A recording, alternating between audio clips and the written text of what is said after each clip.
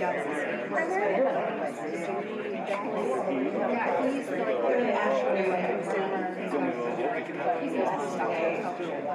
going to get started here in just a few minutes.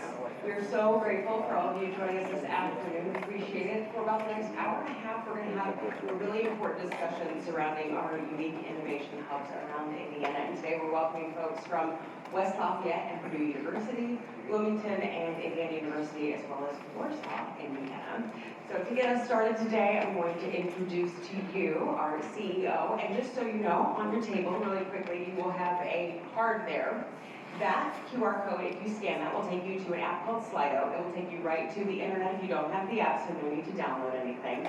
But in Slido, you'll be able to put a question in for any of our panelists throughout any portion of the panel sessions this afternoon.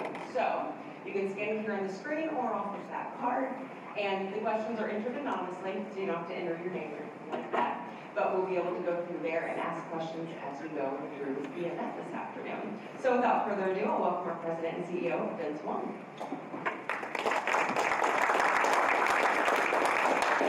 Thanks, Amanda. These things are always like church, right? Everyone sits in the back and no one wants to be in front. I promise we won't pass around the offertory, but thank you all for coming. It's great to see you all come out and be part of the community and the dialogue. First off, I want to, we can't do this without our sponsors, so someone advance some slides. Because you guys are, all right, great. So we're really honored and thrilled to have Favorite Drinker serve as our title sponsor for the FrameWORX series. We have, beyond this FrameWORX, we've got 3 more coming up later in the meeting. We'll share with you what those dates are, so you can go on your calendar. But we really appreciate Favorite Drinker, formerly known as Baker & Daniels, for their support. And then for presenting sponsor for this session is Cushman & Wakefield, which is a property management company that really has leaned in very much on the life sciences with regard to supporting companies finding space that is suitable for expansion in the life sciences. So thank you to both these organizations for their commitment to the life science community. Second of all, I encourage you to follow us on LinkedIn. Amanda's done an amazing job of driving increase in followers since January. And so if you're not already following us on LinkedIn, I encourage you to do so. We push out a lot of Indiana-related life science news and a lot of exciting developments that are coming out from both industry and academia. And we try to be part of the storytelling around that. And then the role that you all can play is helping magnify those messages to your respective networks so that we get a viral effect in a positive way around all the great things that are going on here in our community. And then, can you go back please? Then I guess 2 weeks ago, we launched our new website, BioCrossroads.com, which we're excited about. It's a new, fresh, mobile-friendly platform for us to convey and share information to the community and serves as a reference for you guys also to serve as point people in your network to resources available to, again, provide more detail and navigation to the life science ecosystem here in Indiana. All right, thank you. So as Amanda shared, we are here to talk about and really celebrate the innovation hubs we have throughout the state. We've got several, we're really blessed with several tech hubs or regional hubs for life science throughout the state. Today we chose to shine a light on 3 specific hubs in the state, West Lafayette, Warsaw, and Bloomington. And what these 3 areas really exemplify is a really wonderful convergence of academia, industry, and philanthropy, and public sector coming together to really boost the vibrancy and critical mass of life science assets in these different communities. So wanted to really bring those stories, those important stories, to predominantly a Central Indiana audience, which you all are from, and will be even beyond this summit, telling their stories on a broader basis, on a more regional and national basis as well. So without further ado, we'll double click on our first sub-region is Bloomington. And so I'll invite up into their panel here, our panelists from the Bloomington area. First off is Dan Peterson, who's the Vice President of Industry and Government Affairs with Cook, and also the Chair of the BioCrossroads Board. Thank you, Dan. John Fernandez, who's the Senior Vice President of Innovation and Strategic Partnerships at the Mill. Thank you, John. And then last but not least, Dr. Raul Shrivastava, who's the Provost of IU down in Bloomington, and thank you for coming. So I will moderate. So IU in the last year secured about $772 million in sponsored research awards. IU also announced a $250 million investment in life sciences, which will entail recruiting about 100 faculty in life sciences, and a $60 million investment in expanded and renovated lab space. And the Mill and the City of Bloomington have officially broken ground on the Trades District, which John helped lead, after securing an almost $7 million in capital for construction funding alone. So, so you can actually see my readers. Science I work with here. So Raul, I'll start off with you. We can maybe double click on the announcement by President Whitten around the $100 million investment in life sciences, which is we're very excited about. Can you maybe talk about the genesis of that investment and the thesis behind that significant investment in life sciences by the university? Yeah, thank you. Good afternoon. Thank you for inviting me. So a couple of years ago, we started working on a new strategic plan for IU-wide. And one of the core parts of that was sort of a service pillar about how we serve our community, our region, and economic development was a big part of that. As we started to explore what are areas where we could partner and contribute, life sciences was very easy to see in South Central Indiana, but really across the state. And so we doubled down on how we invest in it. We already have very strong strengths. Several of you are involved, engaged with IU, from the School of Medicine to basic science labs in Bloomington. You work with people like Richard DeMarchi, who's a big contributor in BioCrossroads and other areas, but Bruce Kelly, Bruce Lamb in the School of Medicine, Mark Kelly, a number of people doing pharmaceutical, medical device, basic science work.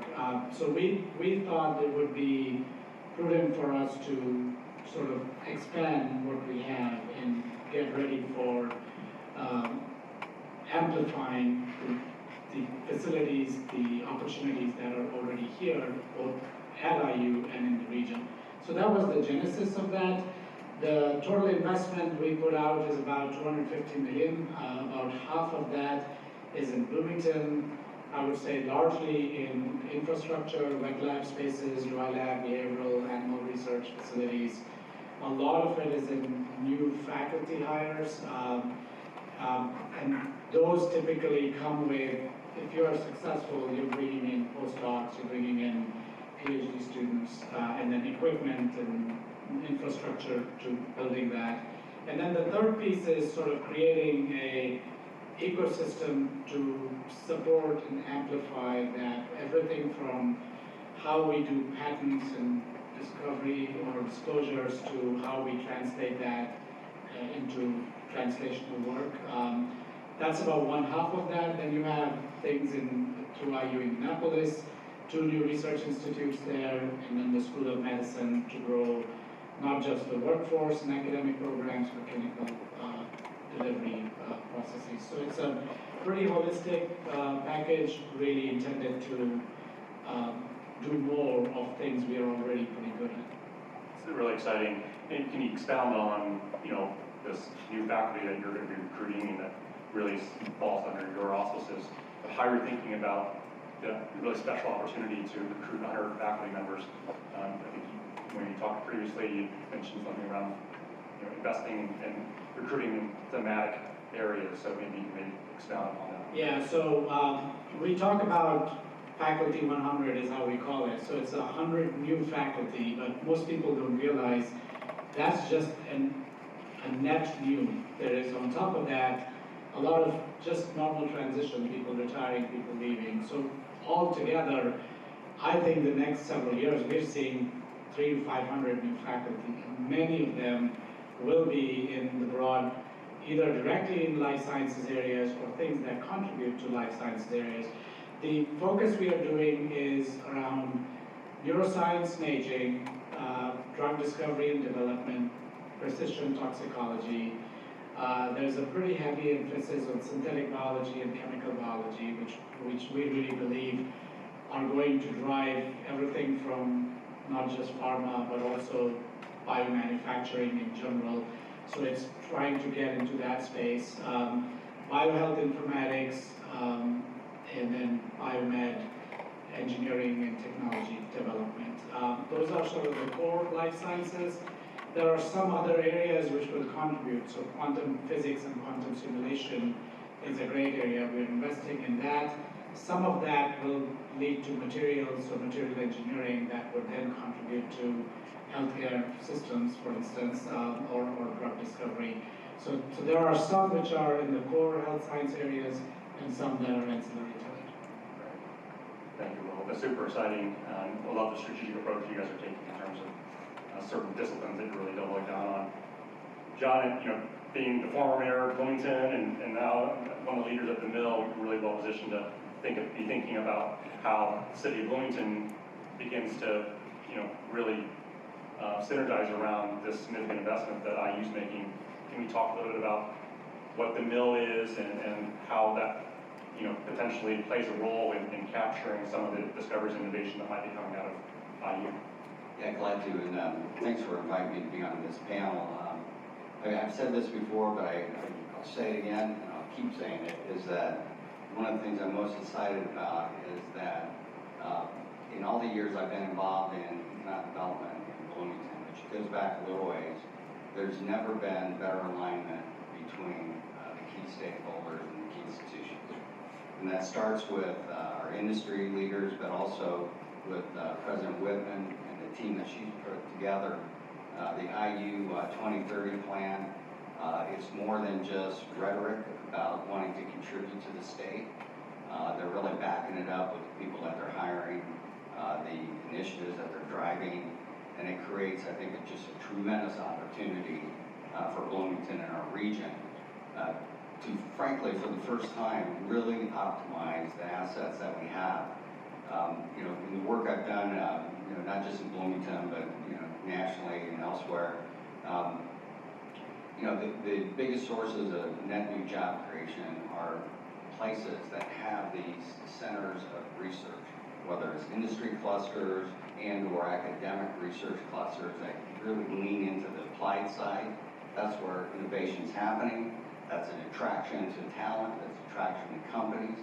And we have an opportunity now, I think, for the first time, as long as I've been involved, to truly optimize the assets that we have. And that's not just Bloomington, but our region has grown quite a bit. Thankfully, with the completion of I-69, there's a lot more connectivity with Indianapolis. We think of ourselves as part of the central Indiana economy. I think we have probably 5,000 or 6,000 people who live in Bloomington that work in Indianapolis. Raul mentioned Crane. That's a major source of employment and activity for our community. About half of the civilian workforce at Crane live in Monroe County. So when you start thinking about this corridor from 16 Tech to Westgate at Crane, we think there's a tremendous opportunity to pull together this ecosystem and really expand opportunities for our people, but also to drive economic growth and wealth creation so that we can continue to invest in the quality of our places. So it's a different environment than it's been in the past, and it's just, people always ask about the difference between Bloomington and other places, and I think, what Raul's talking about, not just in terms of some capital investment, but in the faculty, that is a major game changer. Because, in reality, and I say this lovingly as a big IU person, the culture of Bloomington's campus, when you compare it to like the Indianapolis campus, it's very different. Historically, it's been all about the bench work, not applied research. The new faculty want to be involved in applied. And as this next generation of faculty come in, they're coming to the mill, they're coming to the work that you guys are doing on campus to support startups and spin-outs. They're looking for that kind of engagement. So the mill, we're, I think, 0.6 miles from Letty, 0.9 miles from Bryan Hall, so we're really part of it. It's a close-knit community, but we're a place where there's a lot of startup activity happening. So we have a co-working space, we have an incubator space, we run lots of different programs to support innovators. We have an early stage investment fund that gets involved in those companies as well. So I think there's a real opportunity for us to see some significant growth going forward. Thanks, John. Super exciting. Dan, with Cook being a privately held company, it probably doesn't get as much notoriety as some of the publicly traded companies in our space, but really, as something I'm really impressed with since joining BioCrossroads is learning more about Cook, and then just almost the coaching tree that has come off of Cook and created so many dynamic, innovative companies in Bloomington and beyond. So maybe share with folks who is Cook, and then maybe a little bit about the ecosystem that Cook alumni has helped create in Bloomington. Sure. Thanks, Vince. And again, like my colleagues, thank you all for being here. Thanks for the invite to be able to talk about our region amongst all of our regions around our life sciences ecosystem, which is super exciting, super strong. What you will hear out of the three of us, I think, is a great deal of alignment and enthusiasm about what we're doing and what I think will come in the future in Bloomington. So if you go back to 1963, I will not go into the long stories. I see some colleagues in the room who will roll their eyes if I start telling all the old urban legend stories and stuff. But needless to say, when Bill and Gil Cook started the company in their spare bedroom, what drew them to Bloomington is not what you would think necessarily are the economic development incentives and packages that are important today. It was a family, it was a couple. They wanted to live in a smaller town that had a lot of good thought going. And Gail had gone to school at Bloomington, and of course it was one thing led to another, and we started in Bloomington. So having a university in the backyard and being there to help provide support and ideas and et cetera was always, I know, in the back of the mind, but you recognize Cook is a minimally invasive medical device technology. So,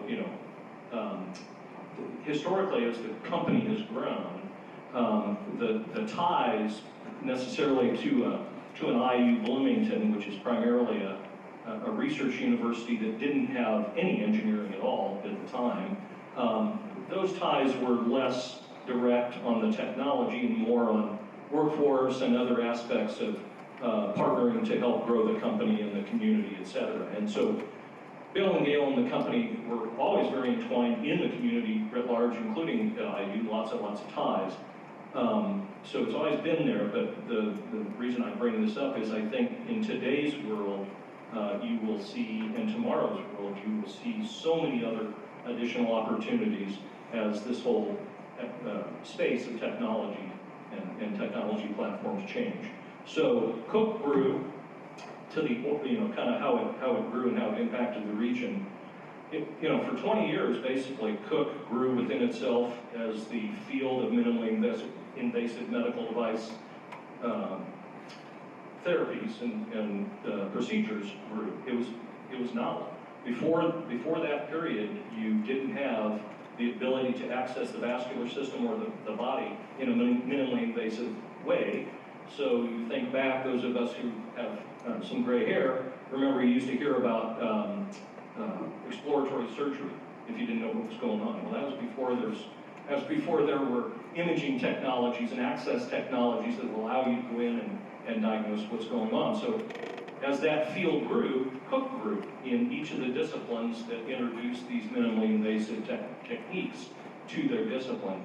About 20 years in, Cook got to the size and scope and scale that we were able to look beyond just our core area of focus into things that would make sense to help invest in and grow and bolster both our industry, our technology, patient need, et cetera. And that's what led to some of the cluster development, which is really the story, I think, of Bloomington on the industry side of the life sciences. Cook started an imaging company to make contrast media, which in turn started its own contract pharma company, which in turn was purchased by Baxter, which is why Baxter was in Bloomington, and Baxter in turn just last year announced the spin-out of their pharmaceutical solutions group into a private equity-owned company called Simtra, which is poised to at least double.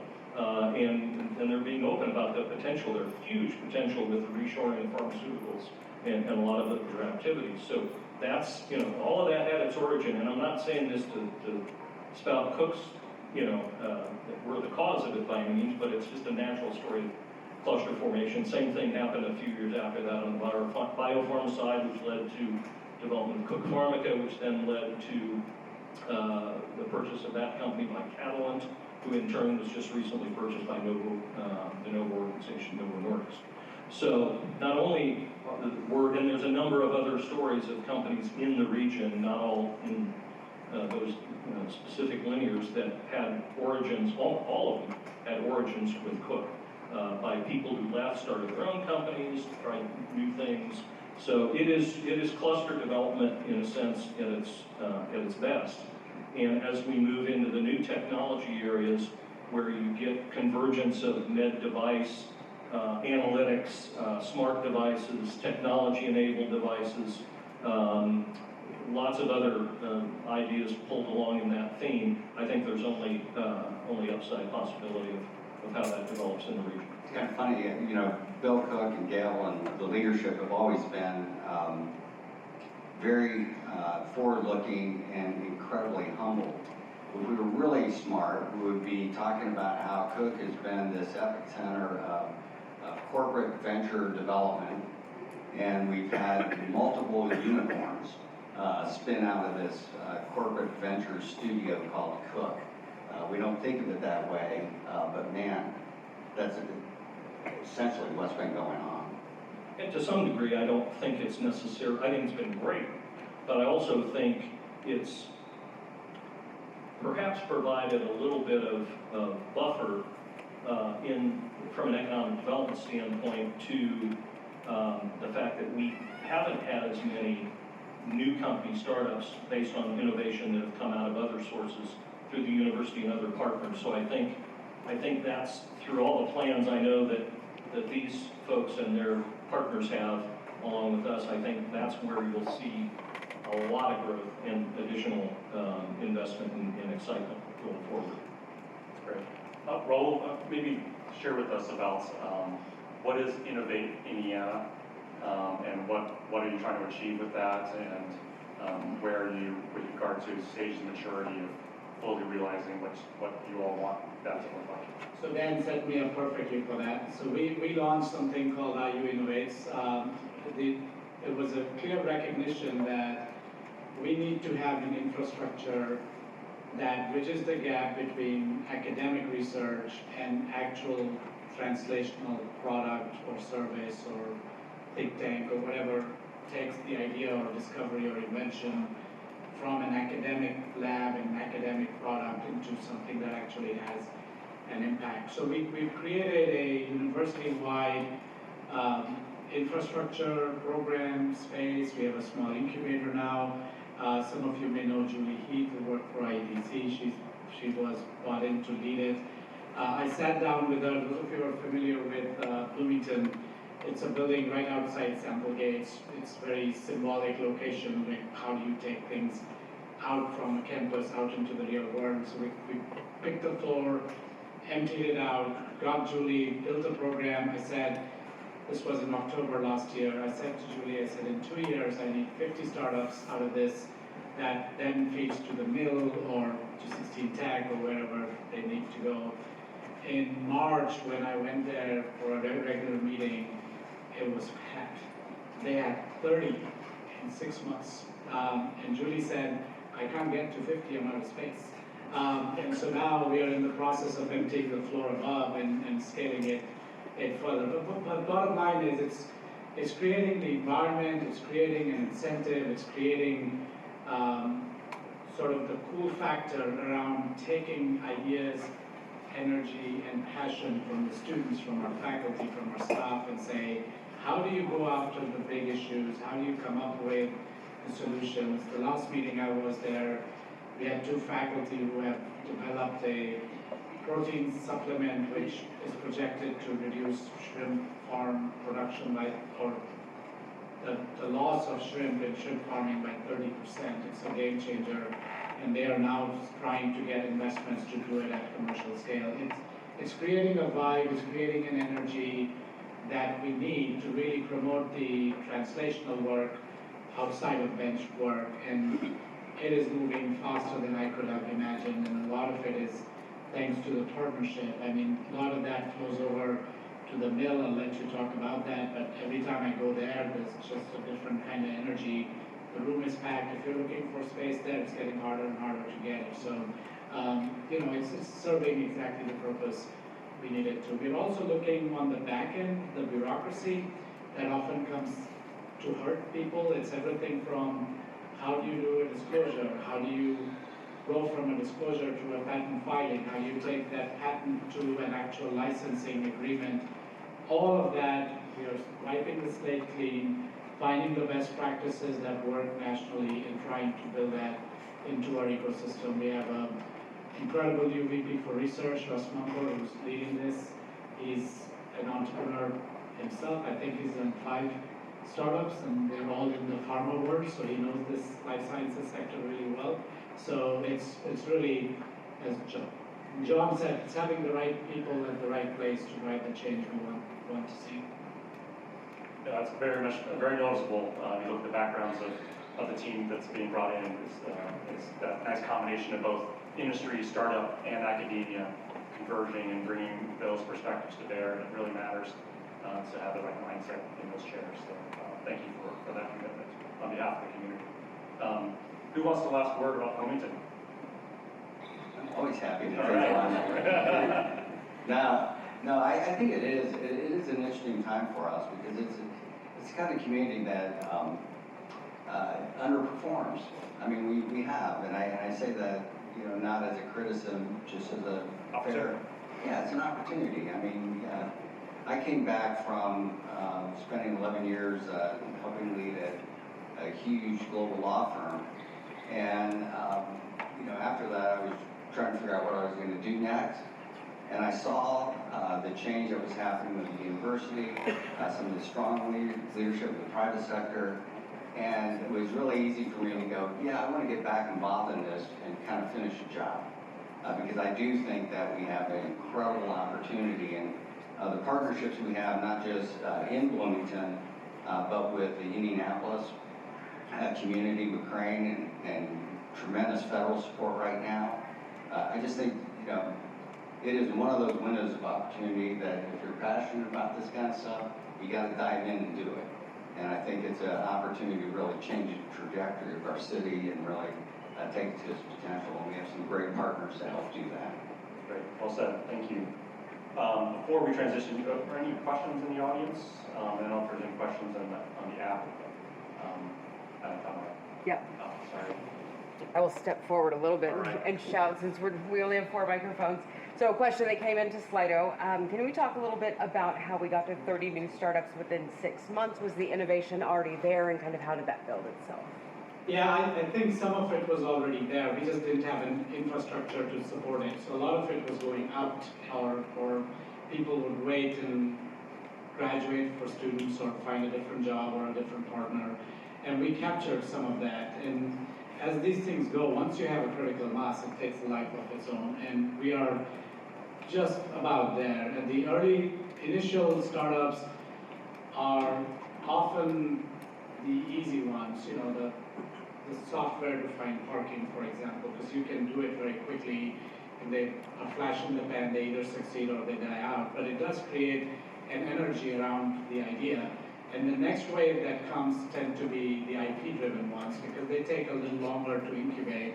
Life sciences, as you all know, you could be decades before you ever have a product, and that will always be the last ones to follow, but the science is already there, the faculty are already there. Several have already done their startups. They may not be being served fully within the IU infrastructure, but now they are. So it's but it's to me, the magic happens when you get the right people together and celebrate their success. And, you know, it's just fun to watch it go. I'll just add to that, because I mean, you know, it goes back to the leadership, Raul and others at the university, because I mean, there's always been in several different disciplines in the Bloomington campus, emphasis on startups and entrepreneurship. So, I mean, the music school has an entrepreneurship program. The Guild Institute in the biology department, you had Shoemaker, Letty, you had, you know, business school, but they were all kind of hidden. You know, they're just tucked in there, and wasn't that kind of visibility. And one of the things that we're really big on, one of the important reasons we're driving what we're doing at the Mill and the Trace District, and now with IU Innovates in the space that they've kind of brought together all these disparate programs into a space where you get a lot of cross-pollination and engagement. It's really raising the bar and the visibility, and it sends a signal to innovators in our community and outside the community that this is important to us, and that we're going to celebrate it, we're going to champion it, and it becomes a flywheel effect, and that's how we're going to really drive the economy for our community. That's great. Thank you, gentlemen, for providing us a really wonderful, interesting view into the exciting things going on in Bloomington. And as Dan knows, the BioCrossroads is here to obviously support and amplify your efforts. So I want to thank you all for joining us. I'm going to call up the next panel.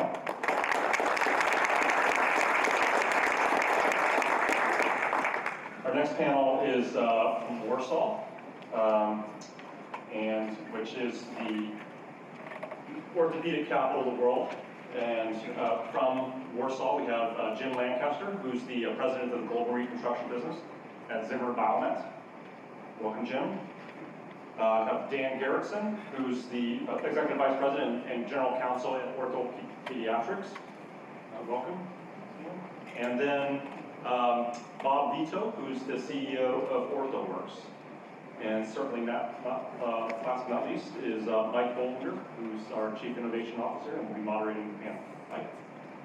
Thanks, Vince.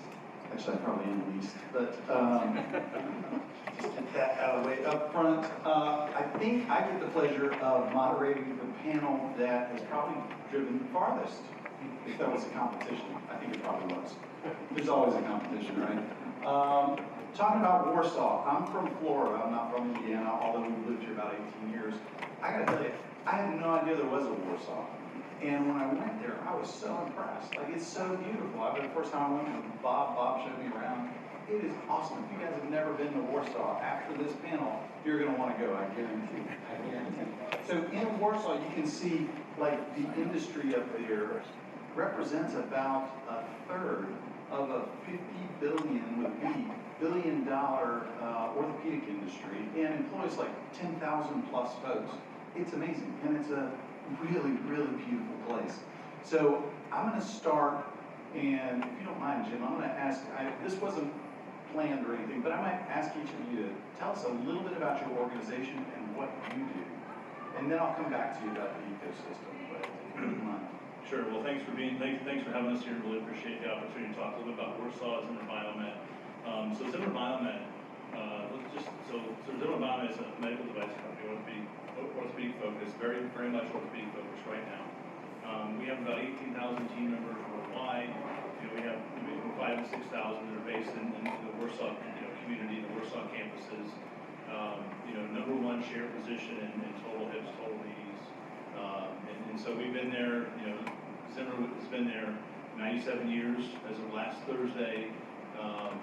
So we're well, steeped in the community. I actually grew up in Warsaw. Like you, I had no idea what orthopedics was until I actually got exposed to it in college. I'm responsible for our global recon business, which is our hip and knee business. And I'm an engineer by training, so it's been a fun journey. Never thought I'd stick around Warsaw myself. I thought I'd do my first job and then move on, and 32 years later, I'm still there. That's awesome. Can you, while we're on that, tell us a little bit about the orthopedics sort of ecosystem up there? And also, I've heard you talk before about the history and how you feel that you guys are kind of standing on the shoulders of some that laid that groundwork. Would you mind sharing that? Sure. So if you don't know the history, Reverend Depew is somebody who started basically the orthopedic industry in the U.S. 1895, had the original patents for moving from wooden barrel staves as splints to some kind of formed aluminum, metal material as stents. And so he started in Warsaw, Indiana. And as I said, 1895, when he passed away, his national sales director was a person named Justin Zimmer. He wanted to buy the business. His widow wouldn't sell the business, so he went literally across the street, set up shop. And then from there, Dane Miller, one of the founders of Biomet, who had actually worked at Zimmer for a period of time, left and then came back and thought there's a better way to do this business, work a little closer with surgeons, innovate on a faster cycle. Biomet was started in 1977. So we talk about in the community, we've had a Reverend Depew, we've had a Justin Zimmer, we've had a Dane Miller, and we don't have that now, right? We don't have that. So there's a group of us that within the community, that are kind of, company/role agnostic. We're working together right now, much like the team in Bloomington talked about, to drive a certain level of alignment to say, we don't have that champion, we don't have that giant. So a bunch of us got to get on each other's shoulders, and reach the same level they did, so that, 2-3 generations from now, what we're getting to enjoy in this really beautiful place with lakes in the middle of cities and towns, we get to live there and enjoy that. We're trying to do that for the future generations. So it's kind of a stewardship mindset. That's great. I was listening to the story about Cook that made me think. I've heard you tell a story, and it would be cool if we could do that. I may skip out of order and go down to Bob for just a second. Bob, tell us a little bit about OrthoWorks and what you do, and then I'll ask you a little bit about how did it become the orthopedics capital of the world. But if you tell us a little bit about OrthoWorks first. Well, first of all, OrthoWorks was formed in a replication fashion in a lot of ways to BioCrossroads. So BioCrossroads had been around, and one of our presidents from the Grace College years, Dr. Ron Manhan, was down here and heard the story as to how BioCrossroads had come into existence. And the story that I understand is that life sciences really didn't have a sponsor, if you will. Everybody got up and put their jersey on for their company and did battle. And nobody got up every day thinking about the industry. And so Ron came back to Warsaw, the orthopedic capital. It hadn't been named the orthopedic capital of the world quite then yet. But he came back and said, there's nobody that I really think that's doing the same thing for the orthopedic capital. And so as a result, OrthoWorks was conceived, born, and started in 2009. So we've been around about 15 years. The Lilly Endowment, similar to organizations here, has been formidable in the funding of OrthoWorks. We do have some members that also, the orthopedic industry, that support us financially. We've stayed pretty true to the original concept and the original focus, and it's been really 3 pillars. The first pillar is talent, the second pillar is community, and the third is around innovation. So as we think about talent, it's about equipping the next generation. And as we'll talk about, the future is going to be different than the past, and we recognize that. No longer we're using wood splints, aluminum splints. We're actually doing something different, and so equipping the next generation to be able to come in and take us to the next level is really important. And then the community, I would say, as we've talked about, it is a beautiful place, and especially this time of year. I would say in the wintertime, it maybe isn't quite as attractive as the summertime, but certainly the summertime is glorious. But we do have some things that we've done even in the wintertime to make our village of Winona. If you've watched the Hallmark channel, we have our own Hallmark community, and it's called the Village of Winona. And Jim's been instrumental in some of the things that have gone on there. But enriching the community is something that's really, really important. And then, knowing that enriching the community means that we're trying to make sure that we retain talent and attract talent into the community. And then lastly, innovation, I think is abound. If you just go through the story, as Jim alluded to, we've had 3 behemoth companies that have grown over the years, our own unicorns, if you will, over the time. But that just continues to happen time and time again. I mean, just when you think innovation is reached its max, there'll be another innovation that comes. I think you kind of touched on this, but I've seen it's like trademarked and everything. The world is big, but you guys are the orthopedic capital of the world. How did that moniker come to be? Well, I think you hit on the fact that it's, we'd say $50-60 billion market. What, depends on what you throw in today versus yesterday. But I think, having the 3 giant companies that were hubbed there, we claimed that we deserved that recognition, and FrameWORX actually was instrumental in going down the legal path of getting that trademark. But it makes a lot of sense in our eyes. I don't know of any other concentration in the world that is represented, from an orthopedic standpoint the way we are. Our next aspiration is not to just be the orthopedic capital of the world, and I'll give Jim a lot of credit. He's the one that really has been pushing this med tech capital of the world. That's something that we aspire to get to. That's awesome. All right, Dan, I'm going to ask you, could you explain to folks who maybe don't know, what is orthopediatrics? What do you do? Tell us a little bit about that. Sure. Orthopediatrics is also in the orthopedic space, but we are solely focused on improving the lives of children with orthopedic conditions. In fact, that's our cause. We don't have a mission statement, but we live and breathe that every day. I am the company's general counsel and have been such for 15 and a half years. And I was telling Vince earlier, probably when I joined, we probably didn't need a general counsel, but looking back on it, I'm grateful that I took the opportunity to, with some fellow executives who are still with the company, to what I affectionately say, that we jumped out of the plane without a sheet. And here we are 17 plus years later. And it's truly been a great journey. I know that's maybe cliche to say, but it has been. And I think part of the reason for our company's success thus far, and that will also propel us into the future, is the talent-rich community that Warsaw has through the orthopedic industry. We have refugees, and I mean that in a good way, right, of the big 3 companies, in addition to a vast amount of suppliers and the wealth of talent that's there. But as we've continued to grow as a company, and we're not going to stop growing, and that's the great thing about everybody in this room and everybody on this panel, we're not done growing. We're not static. It is a dynamic space to be in, and we're grateful for that. We're finding talent not only locally, and we're fortunate for that, but also regionally, nationally, and now internationally.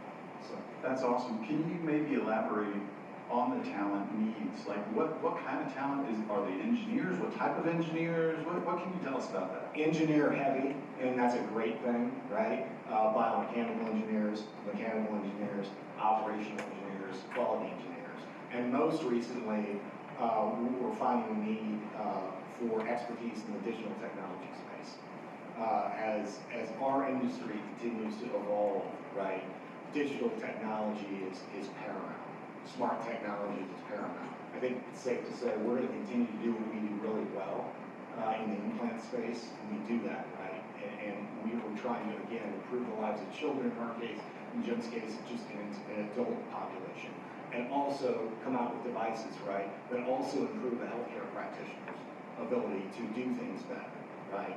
But with that, that's more than metal, right? There's a technology play, if you will, to that, that's going to really enhance the level and quality of devices that we create and make. Very helpful, thank you. Bob, we're talking about talent, and I know from hanging out with you a little bit, every room you're in, you get this question. So the state has set aside about $30 million, right? And it's to attract and retain talent in the area. Can you tell us a little bit about what you're doing with regard to that? Yeah, so first of all, just give credit where credit's due real quick. So our state rep, Craig Snow, was really instrumental in getting this put forward to our state. You know, we know that there have been, you know, instances where our companies have been targeted to be moved somewhere else. We know that there have been, you know, accountants in a room somewhere, you know, putting a spreadsheet together that says that the labor cost is lower in this jurisdiction. And so, you know, when Craig took his role as state rep 3 years ago, he made it known down here that, you know, we really need to feed the beast and you know, make sure that we're doing the things that are necessary to continue to retain the talent that we have and attract new talent into the future. And so, you know, lo and behold, he no more and planted that seed, and Medtronic announced that they were going to depart Warsaw and take a large portion of their operation, or a substantial portion, to Costa Rica. And so Craig wasted no time. He said, no, never let a good crisis go to waste. He got back on the phone with Governor Holcomb and said, this is what I'm talking about. And so over the last, you know, biannual budget process that finished this past a year ago, May, we were named, as you've indicated, Mike, to have a $30 million line item that's labeled the Orthopedic Industry Retention Initiative. And Greg would tell you that was really a lightning rod to really get some money, you know, infused into the community. And so, you know, Jim, myself, and about 8 others on a weekly basis get together from anywhere from 2 to 3 to 4 hours, and we sit and we dream and we plan and we think about what it is that's going to lead us down the path of continuing to be able to retain and attract talent. And it's been months that we've been up to what we're doing. We've had a number of other advisors and leaders that have come into the settings, continue to also fill our minds as to what it is that they think that's missing or could be added. Again, we have the natural resource of the lakes, so that works to our advantage, but there are a lot of other things that are missing. You know, housing, we know, is something that's been a gating item for us.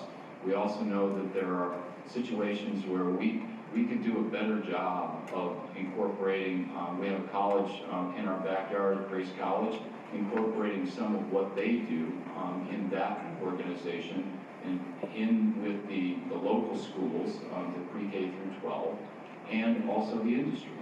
And so through the College and Community Collaboration grant opportunity that Lily's had in the last year, we've incorporated that into some of our thinking. And again, we boarded about a dozen projects or so that we think really meet the need. We're continuing to pressure test that, but most importantly, what we're trying to do is to canvass the community and to make sure that, you know, the 10 folks sitting around the table aren't just, you know, paradigmed as to what we think we need, but to really bring more people into the vision that we're doing. Yeah, that's awesome. On the lines of funding, Dan, maybe I'll ask you, the state set aside like $45 million for that region and READY grants. Tell us a little bit about how those would be used and what's the plan. Yeah, I think while we won't be direct recipients, OP will not be a direct recipient of that. Indirectly, we obviously will benefit, as will any company that's doing business in the Northeast region, right, in that 11-county region. One of the platforms, and maybe Bob can speak more about this, but one of the platforms is education innovation. And I mentioned at the outset, when I was speaking earlier, you know, engineering, engineers, right? anything, and we would love to, again, stay local and get those funds. But it's so comforting to know that from an education standpoint, if K through 12 coupled with higher learning education institutions are focused on, that type of technical and training education focused disciplines, that's going to benefit everybody. That's going to benefit the recipients of that education and the companies that are involved. It's great. All right, Jim, I'm going to ask you now, you talked about the past, you talked about the ecosystem. I'm going to, for those who remember Johnny Carson, I'm going to ask you to do the CARMAC thing, right? And tell us, like, the future. What do you see in the future for Warsaw and the ecosystem up there? Yeah, I think for somebody who grew up in the community and has, really didn't know what I was getting into with orthopedics, but yet benefited from it from a career standpoint. I think the thing we recognize is that anybody that's in med tech or even healthcare that's gone through the pandemic, we used to think the orthopedic industry was kind of recession-proof. But we figured out real quick that when a global pandemic hits and somebody kicks the cord out of the wall for elective procedures, you go to like virtually zero revenue pretty fast. So one of the things that we've been doing as a company is really challenging ourselves to diversify. So, Lon Tornos, our CEO, when he got here early on in his tenure, he kept challenging us to not think about just being orthopedics, but med tech. He's really pushed us to change our mindset and really focus on being the boldest med tech company that Zimmer Biomet could be. So I think when Craig Snow got elected and he was very worried about the orthopedic capital, I said our challenge is we have to protect that title. We have to go get another one, and that's where the whole med tech space came up, because we don't want to give up that title, but let's diversify ourselves in a different way. And if you look at where orthopedics is today, in orthopedic procedures, you have robots in the OR, you have augmented mixed reality, you have sensor technology, you have all these adjacencies that we can leverage within the orthopedic space, but why shouldn't we be the community that is a great environment for those companies to start and learn from? And we help educate them on our needs, they help us educate us on what's possible, and all of a sudden you get that virtuous cycle that we hear about, and we start to create a whole different ecosystem. So that's really our goal, is how do we take that belt we have in terms of orthopedic capital of the world and leverage it to go become that med tech capital of the world. So Mike, I'll just jump on, and you asked me early on about FrameWORX and the role we play.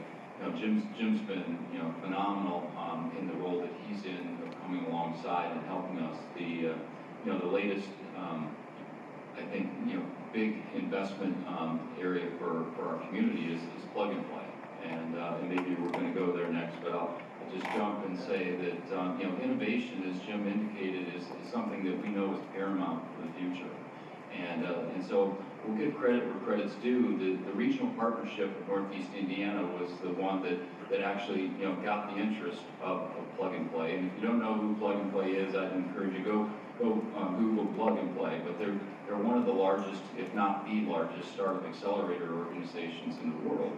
And they have over 60, going on 70, and upwards of pushing their way north, hub sites scattered around the world. And they've recently chosen Warsaw to become the orthopedic med tech hub site for plug and play's business. And Zimmer Biomet is an investor in that, as well as paramedical and orthopediatrics as lead investors. But the concept is plug and play brings to the ecosystem immediately connectivity to venture capital money.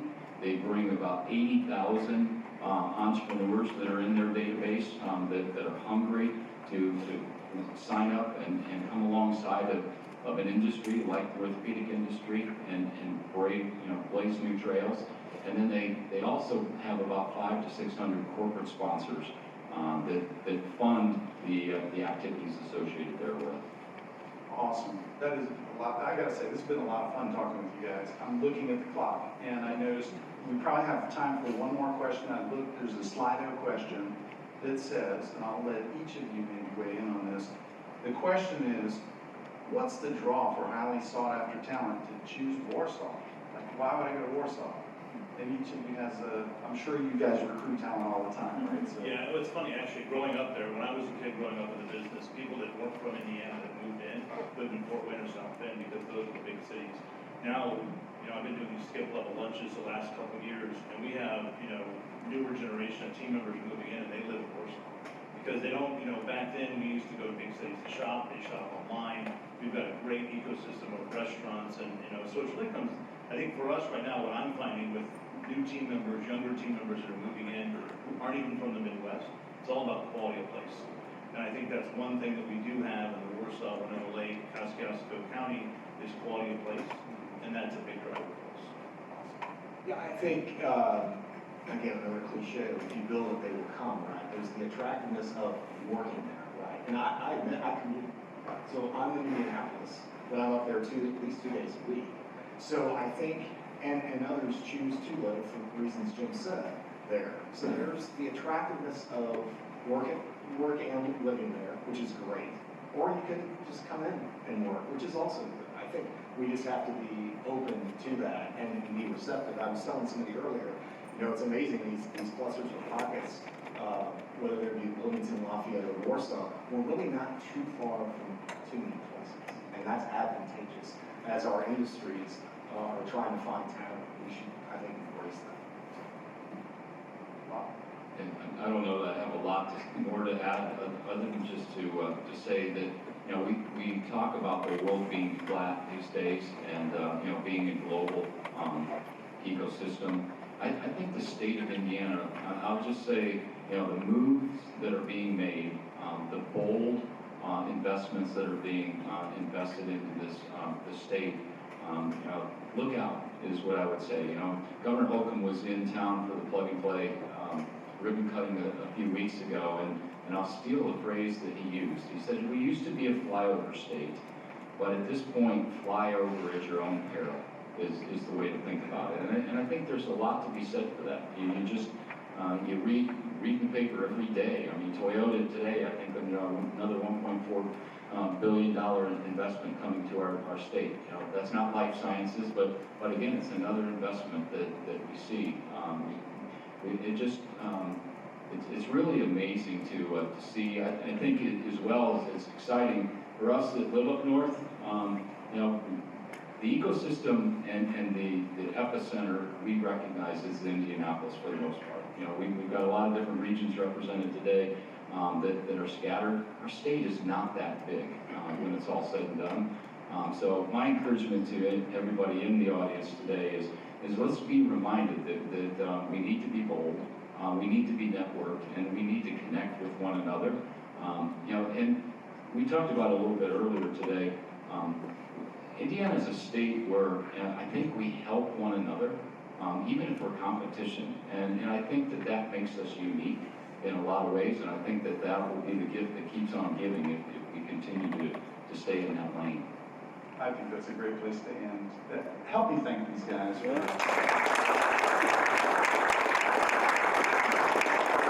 Now, I'll be very quick and introduce our next panel. It's going to be moderated by my colleague, Jane Duncan-Smith, who's our Senior Vice President and Chief Strategy Officer here at BioCrossroads. And the panelists for our third and final panel of the afternoon are representing West Lafayette and Purdue University ecosystem. We've got Joe Davison, who's the founder and chief scientific officer at Applied Sciences. Eric Munson, Amplified Sciences, not applied, amplified. Eric Munson, chair of the Purdue College of Pharmacy, and Ben Larson, director of manufacturing at Ebonic. I left that behind. Thanks, guys, for joining us. So Purdue is home to the #1 nuclear pharmacy program in the country, which is pretty cool. And last year, they received a record-breaking $613 million in funding. So there's a lot going on up there, and obviously we've got some great startups and some established companies in that area as well. So I'm going to start, Eric, with you. Can you just, I think everybody knows what Purdue is at this point, but can you talk a little bit about your role at the College of Pharmacy? And then can you talk a little bit about some of the partnerships between Purdue and industry and how those have come about? Sure. So thank you for the opportunity to come here and talk today. I really think this is a great opportunity for especially networking. And that's one of the things I really want to emphasize. I should point out, I am not the head of the College of Pharmacy. That is still our dean.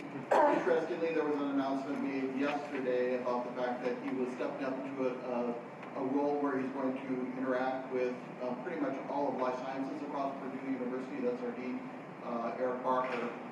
But he's also still going to remain in the dean's position. So I still have a boss, which is something we're concerned about. That being said, so my role is I'm head of the Department of Industrial and Molecular Pharmaceutics. So when the comment was made about drug discovery and development, we are the development side of that. So we focus on those what's called formulation and manufacturing of pharmaceuticals. And so that's more specifically how do you actually get the drugs into a dosage form that can be delivered to the body. And so that's one of the things that we really work on, and then also on the manufacturing side. So one of the things that I also represent here as part of Purdue is the Young Institute for the Advanced Manufacturing of Pharmaceuticals. It's a recently started institute. Purdue institutes are pretty big things, and we only have maybe 5 or 6 of them in the life sciences area. And the idea is that we want to bring people together to work on initiatives at a much larger scale. And so what we try to do there is to network with people across the state, even across the nation, to advance pharmaceutical manufacturing at Purdue University and also at many other places as well. And so basically what I really want to do is to highlight how much Purdue is in the manufacturing space and how we complement many of the manufacturing initiatives across Indiana, especially in the radiopharmaceuticals area. Perfect, great. So Joe, I'm going to go to you next. Can you talk a little bit about what Amplified Sciences is? And can you also talk a little bit about how being in the Lafayette, West Lafayette ecosystem has helped you move your research forward? So Amplified Sciences is a clinical diagnostics business based on an entirely new sensing platform that we built out inside the company. The core technology is a chemical technology that now we've advanced and integrated into an engineered device and an engineered data system. So the premise is we can quickly analyze very low abundance molecular elements in biofluids that allow us to do very early stage disease detection. The first indication we went after is a subset of patients that are at risk of developing pancreatic cancers. And we've successfully now moved that technology to a CLIA lab and are now supporting our entire, what we call our biomantra system at that CLIA lab, and we're actually launching a second site next month. So it's accelerating. It's been a long and rough road. I have to admit that when I invented the technology, I knew it was too early for the clinical space. I knew it could be a research tool, and in fact, the first generation of technology was out licensed to a research product manufacturer. That technology matured, but eventually was given back, and I had created a second generation of technology that's now the basis for the intellectual property that's being developed at Amplified. It was largely because of two things that or maybe two things that I decided that it might be a good idea to put in track development. First was Purdue Research Foundation had taken on a new tenor to faculty-driven startups, and that tenor was a very, very lucrative opportunity to license the technology without a lot of overhead. The payback is now, while we're funded, Purdue Research Foundation is being paid. But the point is to hold intellectual property of something that might take you 10 years to bring to market is an extremely expensive and difficult, and it's basically a non-starter. So it's a non-incentive. That incentive was offered to me by a PRF portfolio manager in Office of Technology Commercialization. And I licensed it in 2016, put my own money up. And everything escalated from there. Elevate Ventures made a big commitment to us and supported us very aggressively. that brought along Purdue Ventures, that brought along IU Ventures. I can say that I have nothing negative to say about the regional support for startup companies in the bio-life sciences space. We are not at a Series A stage, but we're at a second round of seed funding. And it's been all basically raised by my business partner, Diana Caldwell, along with some federal funding that we've actually been able to bring in. I would say it's hard work.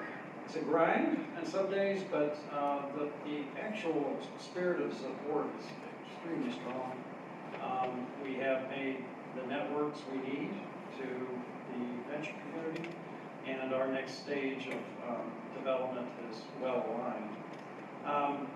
So, how to Purdue support? Certainly PRF was very supportive. We rent space now for PRF. They love us too. But the intellectual environment, the ability to recruit people with the skill sets have all been supported by that ecosystem. And actually my activity on campus, I actually have a real job as well. And it has been really enhanced by the Elevate Vouchers program that allows me to actually pay some of my time back to the university so that I can spend time with the company. That's great. So I think what's cool about the West Lafayette ecosystem is you have a full range. So you're talking very early in development. But Ben, let's go to you for just a second, then to kind of talk on the other end of the spectrum. Can you talk a little bit about Evonik, what they do, and again, how being a part of this ecosystem benefits you as well? Yeah, thanks for the invitation, Ben Larson. I'm with Evonik. We're contract manufacturing in the pharma space. So you talk about ecosystem. There's more than Purdue and West Lafayette, and maybe news to some of you. But we've been in the pharma manufacturing. We're actually celebrating 70 years of manufacturing this year. The site was opened by Eli Lilly in the early 1950s. But 14 years ago, 2010, Lilly was looking for a partner to take over the operation. And not only does Indiana have technologies and companies that have grown up right from our own midst. I mean, Colonel Eli Lilly opened his first pharmacy in Lafayette, Indiana, actually. So we grow our own, but we also attract international companies. So Evonik's a German company, saw the opportunity to really expand and come into an ecosystem here that's going to be really profitable, a growth engine. We're expanding into a whole new technology space with lipid innovation right now. So really exciting space, a lot of attraction. What is it about this state that I think generates that kind of attraction? Certainly it's the expertise, it's the Purdue's, it's the IU's, it's the idea generation, it's the human capital that we get in the partnerships with our education institutions. But I think another component that's been really vital in the Lafayette ecosystem is it's not just the intellectual part, it's the hands that can run the machinery, maintain the plants, keep the boilers up and running. And so it's so vital to have connectivity to a community that's been in manufacturing for centuries. I mean, Lafayette's been a manufacturing town before it was an education. So got a lot of agricultural background, people that know how to work with their hands, that love to keep the equipment and the machinery running. So we've got all of those human components. And then it was commented on earlier that this ecosystem of collaborative growth, that we actually recognize that partnering together is mutually helpful rather than like competitive. And so whether that be across industry, whether that be the industry, academia, the public-private partnerships just abound, and I think we help raise each other up. So. That's awesome. So talent, you mentioned that in your discussion, and that's very near and dear to my heart these days. Having Purdue there, I mean, you've got the engineering, you've got the advanced manufacturing pharmaceuticals, and then also great programs in chemistry. So you kind of have like everything coming out of there that can be deployed here in these different places within the ecosystem. Is there anything that you guys are doing to collaborate or anything going on locally to try to keep some of those graduates here in the area? Yeah, I mean, internships and then of course recruiting is a big piece. I think, as I think about retention and attracting talent, I think there's all kinds of elements to that. Having a community, the team from Warsaw hit on that really strong, that's attractive. But I think one of the things that's most attractive for me is the opportunities. That Indiana is a space that's full of opportunities. Fly over your own rescue. That was a great quote. There's so much going on in the state of Indiana. If you're a young person, whether you're coming out of Purdue, IU, whether you're coming out of trade school, whether you're just coming out of high school, there are so many opportunities. And I think one of the things that I'm excited about challenging myself and our teams is, how do we get to the place where young people, sophomores and juniors in high school, think about the state of Indiana as an awesome place with incredible opportunities, and especially in this biopharma space, right? How do we get to the point where sophomores and juniors are talking about, like, I want to be a part of that. I want to be on that train, whichever car I'm in. You know, maybe I'm in the innovation car, maybe I'm in the operational car, maybe I'm in the maintenance car, right? But I want to be on that train. And so that's a vision that I'm excited about helping to extend in our community. Anything from either of you as members of Purdue's faculty? Sure. So once again, workforce development, I think, is one of those key aspects that we really need to focus on. And the challenge is that it can't be sort of just Purdue University working on workforce development in a vacuum. It has to really be across the state. We really need to be working with our partners, IU, the different community colleges, Ivy Tech, to be able to say, how do we go forward and say, going from all the way from the high school, training people at the high school level, all the way through the community college, all the way through the undergraduate to the graduate, potentially to the postdoctoral level. Because we need to have all of those people available in the workforce and be able to keep them in Indiana. And so that gets back into the quality of life that's really been talked about quite extensively here. Indiana really does have a great quality of life. And especially when you've got unique industries, and once again, point to radiopharmaceuticals is one of them. Obviously, we've heard orthopedics and things like that. They really create a reason for people to stay in Indiana. So one of the things that I heard once when I was talking to some people from Innovating was the fact that people may think that they want to leave, but they also come back for the quality of life. And I think that's something that really needs to be highlighted whenever we talk about Indiana. It's the quality of life and the opportunities that exist within the state. Great. So you've all sort of touched on, I think, which is nice in this third of the three panels, of reaching beyond the sort of cluster or region that you're in. Can you give some other examples of how you maybe either are collaborating outside the West Lafayette area, or maybe areas where you think there's a lot of opportunity to do that?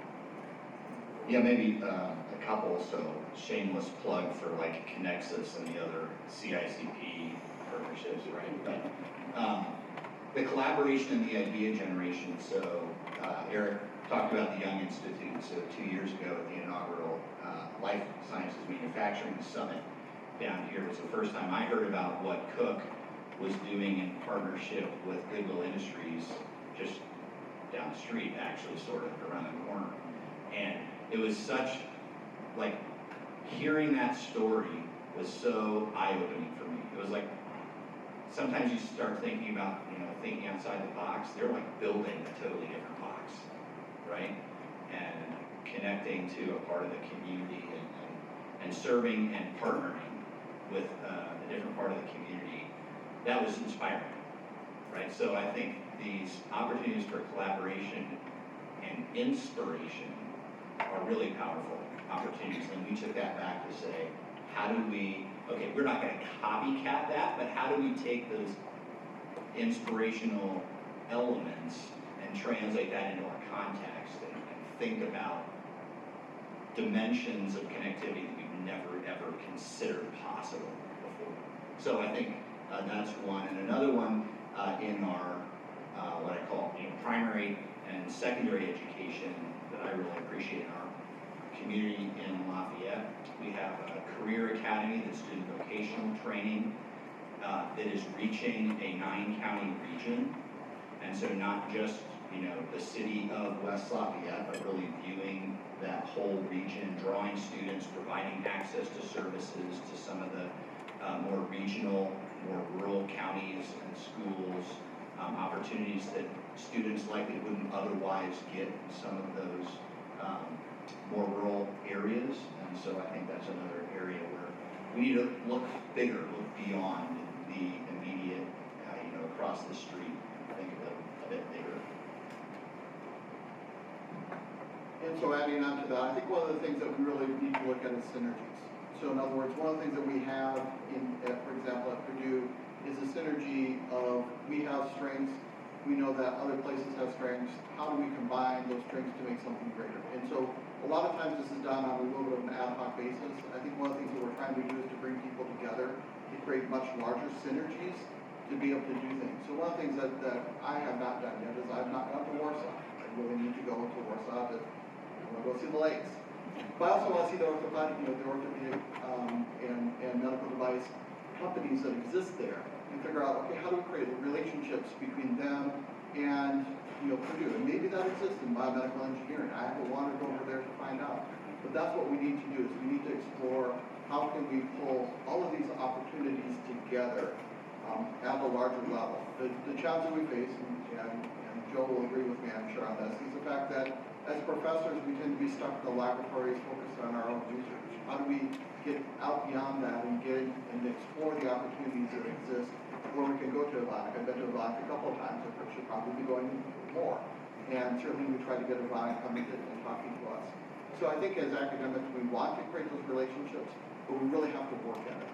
And that's kind of getting to the next step of saying, how do we work and do this thing? So I hope that's one of the things that's going to result from some of the larger initiatives we have at Purdue and how we can expand out into the other organizations, both industry, other public institutions, with the government, and really figure out how we tie those things together. Great, so thinking into the future then, I know there's a lot of great innovation going on in the area up there, and I want to make sure that we give a minute to talk about some of the really promising things that are coming up. So Joe, would you share some of those that you have? Yeah, so I like IU is doing now. The prior administration of Purdue invested in life science institutes, and I would say I'm an old, I've been with Purdue 35 years, so I watched many transformations over the years, and I would say that what is about to emerge is a whole set of platform technologies that are all revolutionary in terms of drug discovery. Put a plug in, Joe Casperson over here, he can tell you, if you want to license anything, talk to Joe. But there are investigators now that have either very early stage startups or have portfolios of technologies in a given area that really demonstrate platform-like capabilities for pharmaceutical development, discovery development. And I think that, and I have a new startup that I'm actually working on that's in the AI space to apply it to drug discovery. So we've been fostered over the last 5 to 7 years with new faculty recruitments, plus this a higher visibility of life sciences, technology, commercial development, and now it's headed towards the commercialization phase. So we're starting to struggle with old problems. I don't know if anybody realized I was a founding director of what's called Discovery Park. And that was President Jischke's mission to try to turn the university research outward to become more commercially focused. And these discussions about connectivity and all those things we had in 2002, 3, 4, 5, when we founded the park. And so we're simply we're scaling this process every decade now. I see it happening. And I would say there's some very exciting things happening with a whole other younger cadre of faculty who have gotten the entrepreneurial spirit. They've feel supported in being able to take out new ventures. And of course, now the challenge is how do you support those people in early stage incubation, seed funding, and very serious scale-up funding. So that's so these investments take a while to play out. Of course, there are a lot of short-term playouts that have already happened in IT spaces and ag and other areas that don't require this long-term incubation that you see in the life sciences industry. But I think Purdue is doing a good job of fostering it, and I look for a very bright future, many more success stories such as Innovating in the next decade. Great. We have a minute or so if anybody has any questions in the audience or Slido. We do have some Slido questions. So how are you currently advertising the expertise, manufacturing capabilities, and quality of life that you offer in your region? So I would say that actually is a big challenge, right? Because one of the things that we've been doing, and one of the reasons that the Institute was started was to create a collection of a knowledge base of what expertise exists at Purdue in the pharmaceutical manufacturing space. We still haven't done a good job of that. We need to create that database. And what we need to do is to say, here's the expertise that exists. And then how do we pull that together in terms of advertising, why is for example, where we are a great place. I'll actually pass that question on to you. Yeah, thank you. Good question. This is, for me, where Chamber of Commerce is a huge partnership connectivity, right? So how do we describe it? We recognized across the entire spectrum, not just life sciences, but across the entire spectrum as a community that we really didn't have a way to tell the story about how great it was to live in the Greater Lafayette area. At least as effectively as we would like. So our chamber undertook an initiative a number of years ago to really help with that and help tell the story of what are the opportunities for your kids, what are the opportunities for spouses, what are the services that are available. Maybe you have aging parents that are going to reach needs of care, right? All of the kinds of connectivity of life. Components that really are all there, but how do we package it in a way that tells that story concisely? So it's something that we actually now start on recruiting on my first screening calls with candidates. Sell the community.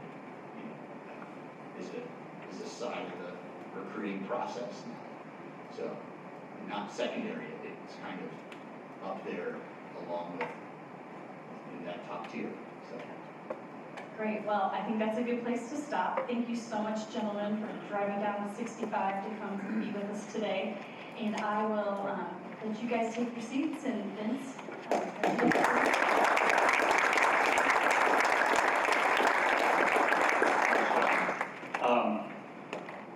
I was in Warsaw about a month ago, and when I came home, Bob and I had a chat, I want to move to Warsaw.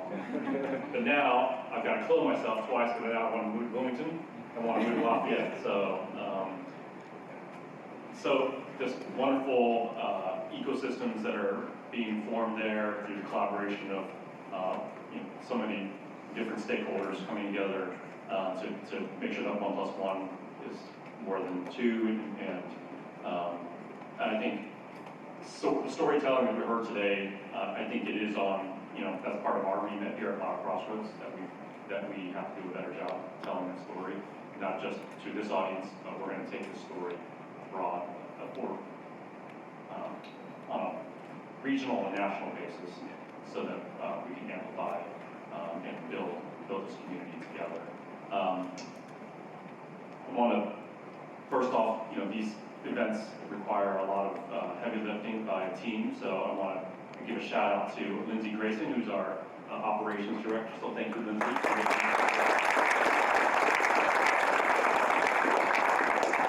And also Amanda Decker for helping us pull together all the contents and keeping us all organized and cohesive, so thank you, Amanda. And what I would invite you to do, and part of the value of these sessions is community building. So we've set up a little cocktail and appetizers out there, and really encourage you to stick around and build community, one conversation at a time.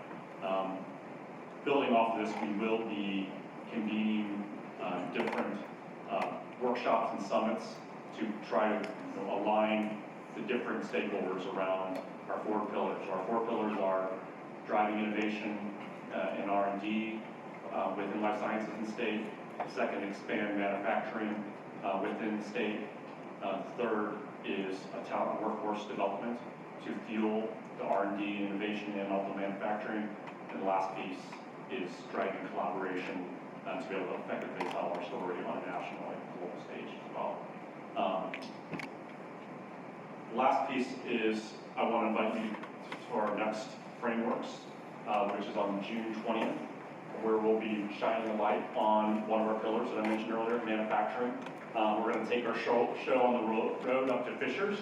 INCOG Biopharma Services is going to be our gracious host up there, so I encourage you to join us on June 20th. I think it's at 3:30 up in Fishers. And then on September 19th, we'll be back here at IVRI to focus on challenges of the workforce. We touched on a lot of that here today, but have a greater focus on a lot of the exciting initiatives we've got going on with regard to workforce, not only post-secondary, but also beginning to reach into high school level as well. And then December 4th, we've got really exciting, and Eric mentioned this already, a radiopharmacy and nuclear medicine cluster here in Central Indiana. We've got 12 or 13 companies that, because of a combination of talent and also geographic advantages, have come and sprung up here in Central Indiana. And so we are in a really great position to be really the center of excellence for radiopharmaceuticals in the world. And we want to be able to come together and talk about what's needed to take that next step, both from a talent, infrastructure, and an ecosystem perspective. So please join us for those. Share this with your friends and your network and your colleagues. More the merrier. We do have space to accommodate more. So I hope you will join us for the networking, and thank you again for coming.